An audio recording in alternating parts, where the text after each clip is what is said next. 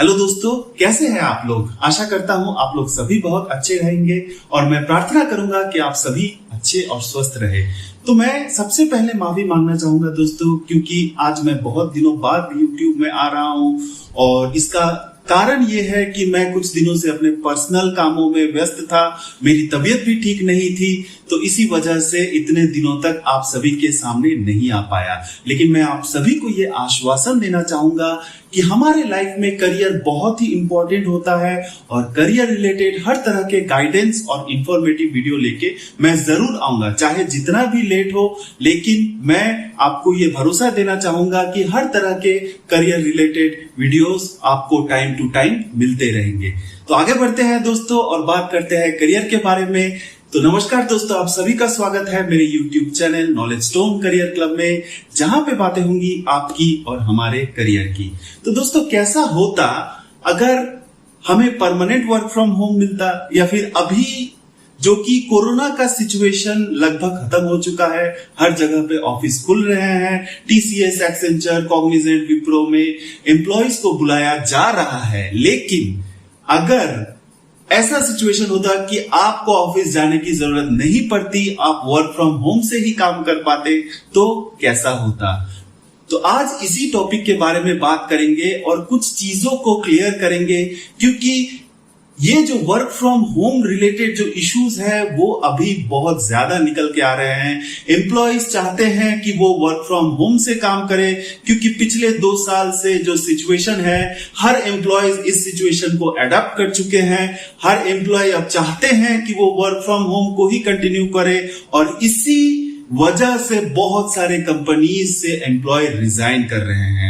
तो इसीलिए ये टॉपिक इंपॉर्टेंट है और कुछ चीजों के बारे में आपके लिए जानना बहुत ही जरूरी है दोस्तों, क्योंकि मैं चाहता हूं कि ये इंफॉर्मेशन हर उन लोगों तक पहुंचे ताकि वो इस वर्क फ्रॉम होम के चक्कर में कोई गलत डिसीजन ना ले बैठे।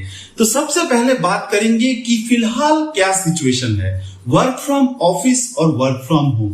तो क्या किया जाएगा अगर एम्प्लॉय को ऑफिस में बुलाया जाता है। तो बहुत सारे कंपनीज है, TCS मान लीजिए, एक्सेंचर, IQVIA जैसे बहुत सारे MNCs है, जहां पे अभी हाइब्रिड मॉडल में एम्प्लॉयज को बुलाया जा रहा है। तो हाइब्रिड मॉडल्स में दोस्तों यहाँ क्या होता है, यहाँ पे एम्प्लॉयज को वीक में 2 या 3 दिन के लिए ऑफिस जाना पड़ता है और बाकी के दिन वो घर से काम कर सकते हैं। तो इसी मॉडल में एम्प्लॉइज काम कर रहे हैं, लेकिन बहुत सारे एम्प्लॉइज चाहते हैं कि उन्हें परमानेंट वर्क फ्रॉम होम दिया जाए। और इस परमानेंट वर्क फ्रॉम होम के लिए क्या वो बाध्य है, क्या वो फोर्सफुल है कि उन्हें ऑफिस जाना ही होगा, या फिर ऐसा कोई ऑप्शन है कि अगर उनके लीडरशिप या मैनेजमेंट उन्हें कहते हैं कि आप वर्क फ्रॉम ऑफिस कीजिए, और क्या आप उसे रिफ्यूज कर सकते हैं। तो इसके बारे में अब बात करेंगे। तो दोस्तों, अगर आपका मैनेजर या अगर आपके HR टीम या आपकी सीनियर लीडरशिप, आप अभी वर्क फ्रॉम होम से काम कर रहे हैं, आपको कहती है कि आपको नेक्स्ट वीक से, नेक्स्ट मंथ से या नेक्स्ट टू नेक्स्ट मंथ से ऑफिस आना ही है, तो इस सिचुएशन में आप क्या चाहते हैं। अगर आप ऑफिस जाना चाहते हैं तो आप उसी हिसाब से, अगर आप किसी दूसरे लोकेशन से काम कर रहे हैं तो अपने बेस लोकेशन पे, यानी कि जिस ऑफिस से आपको रिपोर्ट करना है वहां पे आपको रिलोकेट करना होता है, और या फिर आपको वर्क फ्रॉम होम ही चाहिए। तो इस सिचुएशन में क्या करना चाहिए। क्या आप अपने लीडरशिप को, अपने HR को रिफ्यूज कर सकते हैं कि नहीं, मुझे वर्क फ्रॉम होम ही करना है, मैं ऑफिस नहीं जाऊंगा। अगर आप रिफ्यूज करते हैं तो इस सिचुएशन में क्या होगा। तो ये मैं बता दूं दोस्तों कि अगर आपके लीडरशिप आपको बुला रहे हैं ऑफिस, हाइब्रिड मॉडल हो या रेगुलर मॉडल हो, आपको ऑफिस के लिए बुलाया जाता है तो आपको जाना होगा दोस्तों। क्योंकि कभी भी आप कोई भी कंपनी ज्वाइन करते हैं तो ज्वाइनिंग के फॉर्मेलिटीज में कुछ डॉक्यूमेंट्स आपको दिए जाते हैं।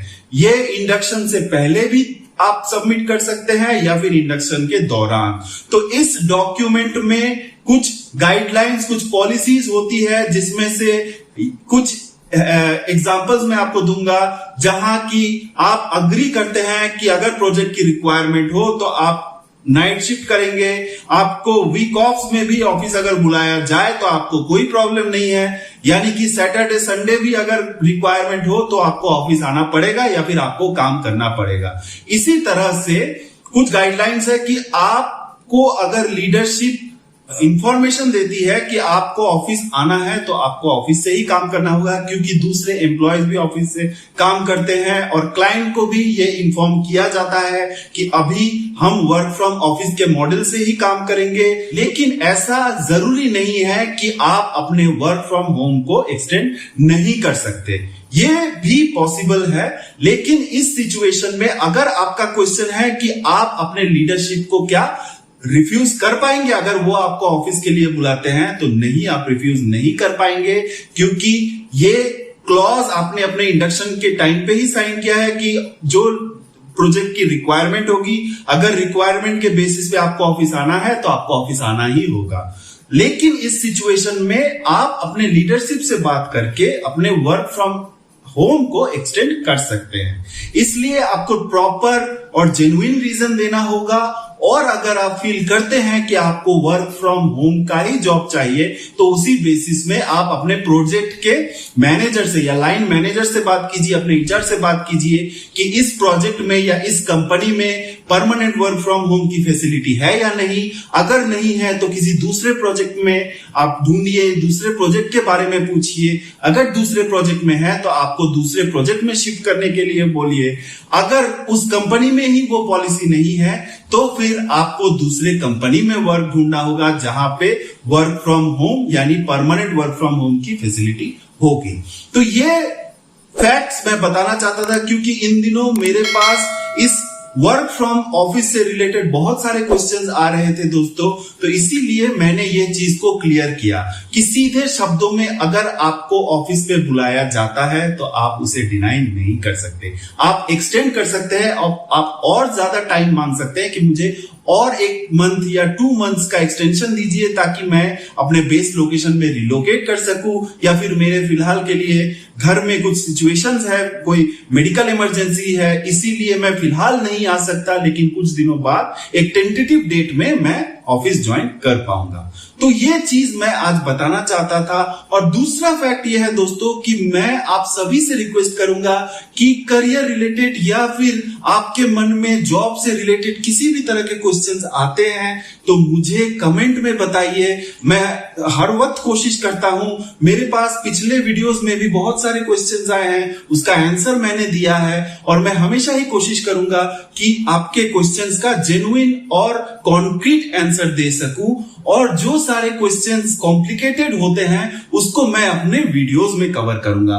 तो पिछले वीडियो में मुझे एक क्वेश्चन पूछा गया था, कंपनी उनसे 3 लाख रुपए मांग रही है, तो मेरे दोस्त का कहना है कि क्या वो 3 लाख देने के लिए फोर्सफुल है, क्योंकि उन्होंने साइन तो नहीं किया था किसी तरह के बॉन्ड को, लेकिन वो ऑफर लेटर में मेंशन था कि अगर आप जो पीरियड है, बॉन्ड का पीरियड है, यानी कि 2 साल का पीरियड अगर बॉन्ड का है तो वो पीरियड अगर आप कंप्लीट नहीं करते हैं तो आपको एक पेनल्टी मनी देनी होगी, और वो पेनल्टी मनी 3 लाख रुपीस की है।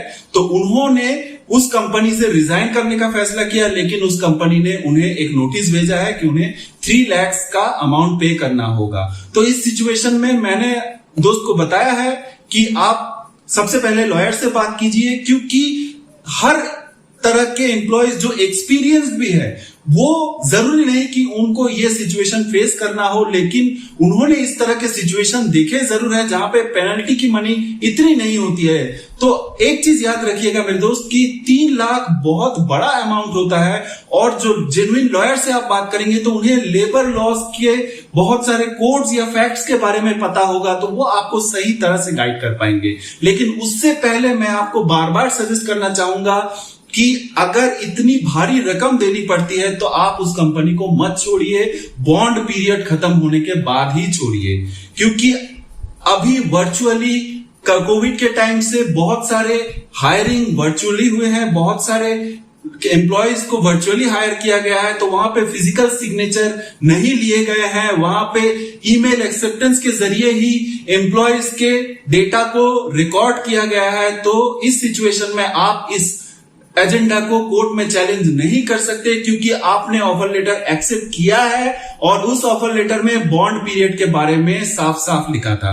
तो मैं आपको यही रिक्वेस्ट करूंगा कि आप लॉयर से बात कीजिए और लॉयर से जेन्युइन एडवाइस लीजिए। जरूरत पड़े तो एक म्यूचुअल डिस्कशन कीजिए कंपनी के साथ। अगर आपकी कंपनी अग्री करती है तो आप उस कंपनी में 2 साल का पीरियड कंप्लीट कर सकते हैं, लेकिन अगर कंपनी आपको टर्मिनेट करती है 2 साल से पहले तो फिर इस सिचुएशन में आपको कोई अमाउंट नहीं देना पड़ेगा। तो ये भी आप याद रखिएगा और इस सिचुएशन में आप सबसे पहले लॉयर से बात कीजिए और उसी बेसिस पे उनके सजेशंस को फॉलो कीजिए।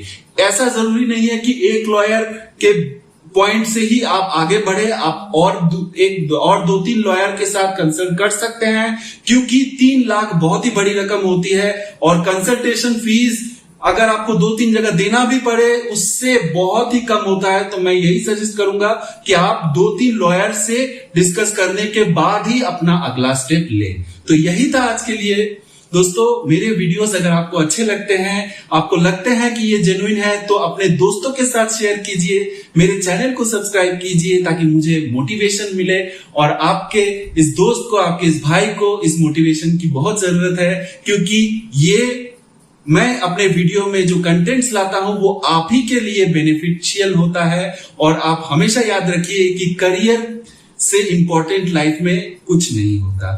तो आपका दिन बहुत ही अच्छा रहे। धन्यवाद।